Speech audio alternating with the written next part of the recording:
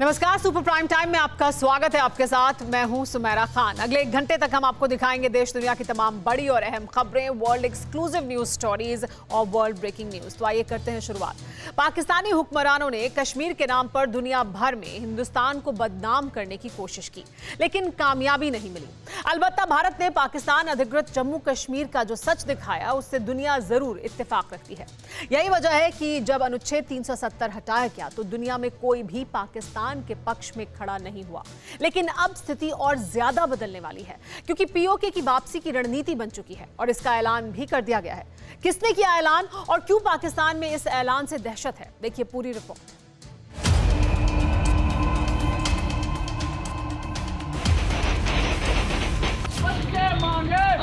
ये पूरे मांगे, हम निकल पड़े हैं प्रण करके।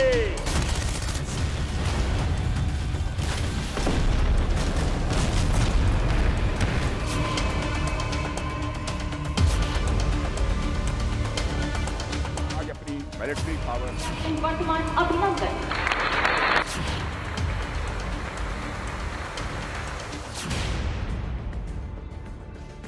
ये जमीन का टुकड़ा नहीं, भारत का वो अभिन्न अंग है जिसे कबायली लड़ाकों ने हथियार और गोला बारूद के दम पर छीनने की कोशिश की थी।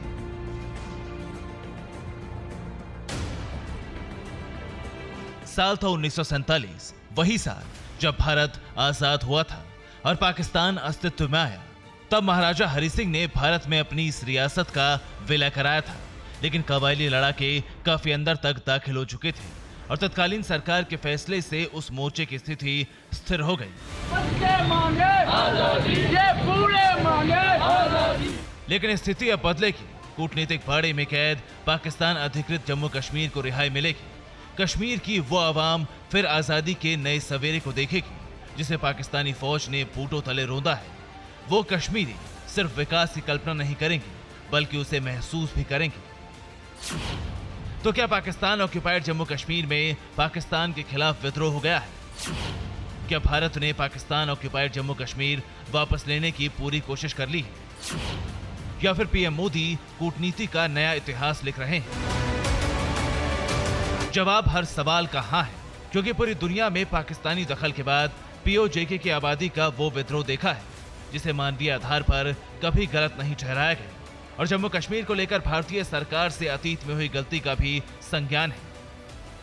इसीलिए जो भारत का है उसे भारत को वापस दिलाने की कोशिश शुरू हो चुकी है। मोदी सरकार ने न सिर्फ स्वतंत्र भारत के अभिन्न हिस्से पर पलायन करने वालों को बसाना शुरू कर दिया है, बल्कि कूटनीतिक स्तर पर अपनी जमीन वापस लेने का पूरा एजेंडा सेट किया है।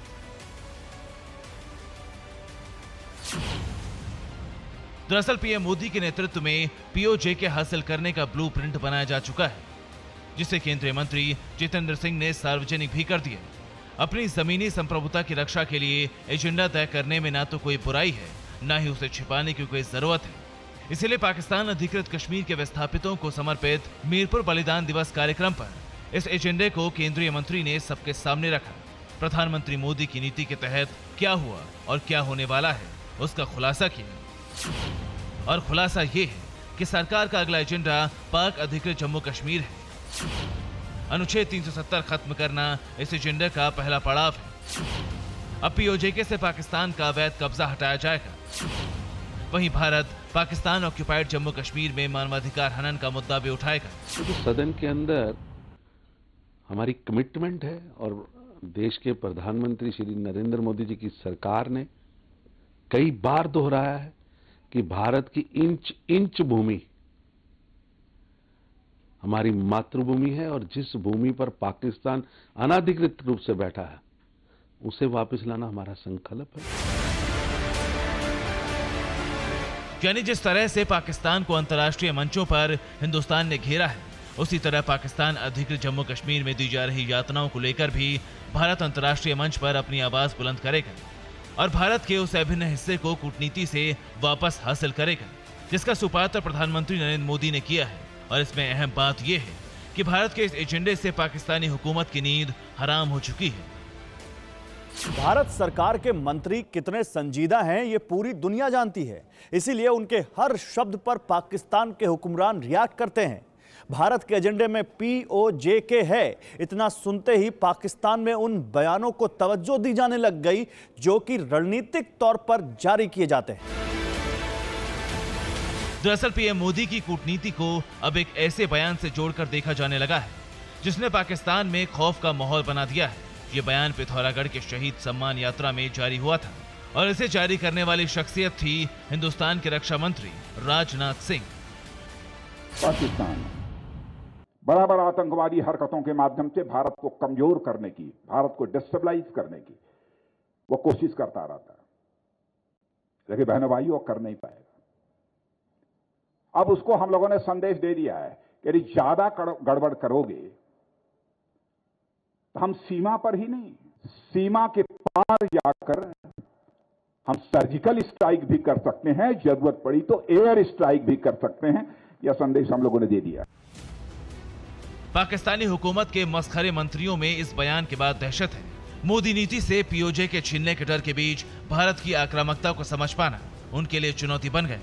हालांकि इस बयान को गहराई तक मापने में जब उन्हें नाकामी हासिल हुई तो उन्होंने इसे गैर जिम्मेदाराना और उकसाऊ बयान बता दिया। लेकिन इसका असर कितना व्यापक है इसे भी जान लीजिए। पाकिस्तान में सीमावर्ती क्षेत्रों के रडार एक्टिव कर दिए गए। बॉर्डर पर तैनात पाक फोर्स को सरकार ने अलर्ट कर दिया। पाक एयरफोर्स के लिए अलर्ट रडार भी जारी कर दिए गए और पाक सेना के अधिकारियों ने रोजाना बैठक शुरू कर दी है। इसके अलावा कूटनीतिक स्तर पर अपना डर छिपाने के लिए पाकिस्तान के विदेश मंत्री शाह महमूद कुरैशी ने भी एक बयान जारी किया जिसमें कहा गया कि पाकिस्तान जिम्मेदारी के साथ काम करेगा, भारत की आक्रामकता को जवाब देगा और शांति को बढ़ावा देने का काम करेगा। जबकि पूरी दुनिया को पता है कि यह मौजूदा पाकिस्तान में संभव नहीं है। जो संभव है वो इतना कि पीएम मोदी की कूटनीति से पाकिस्तान दबाव महसूस करता रहेगा और एक POJK उसे छोड़ना होगा। एक तरफ कूटनीतिक मोर्चा तो है ही, लेकिन दूसरी तरफ भारतीय सेना की मजबूत स्थिति भी है जिसे पाकिस्तान बखूबी महसूस कर रहा है और खौफ उसके सिर चढ़कर बोल रहा है। लेकिन इस दहशत की एक और वजह भारत के 2.5 मोर्चे पर एक्शन लेने की क्षमता है और इस क्षमता को और बढ़ाया भी जा रहा है।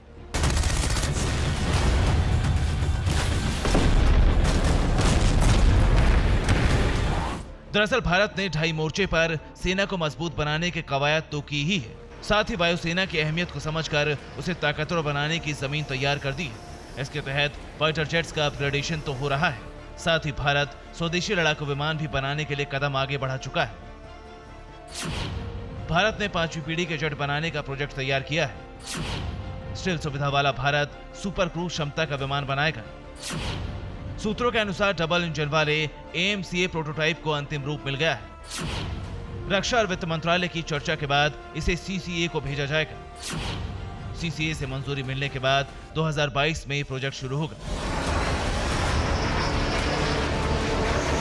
हालांकि 5वीं पीढ़ी के जेट का उत्पादन बहुत जटिल और महंगा मामला है जिसमें अब तक अमेरिका, चीन और रूस ने ही हाथ आजमाया है और अगर भारत इसमें कामयाबी हासिल करता है तो फिर दुनिया के हथियार निर्माता देशों में भारत की एक अलग पहचान होगी, जिससे कूटनीतिक मोर्चे पर दबाव बनाना और भी आसान हो जाएगा। रही बात मौजूदा सैन्य मोर्चे पर ताकत बढ़ाने की, तो पाकिस्तान के लिए एक और बुरी खबर है। खबर यह है कि भारत के राफेल फाइटर जेट्स अपग्रेड किए जा रहे हैं। अगले 3 महीने में सभी राफेल जेट्स और सक्षम बनेंगे।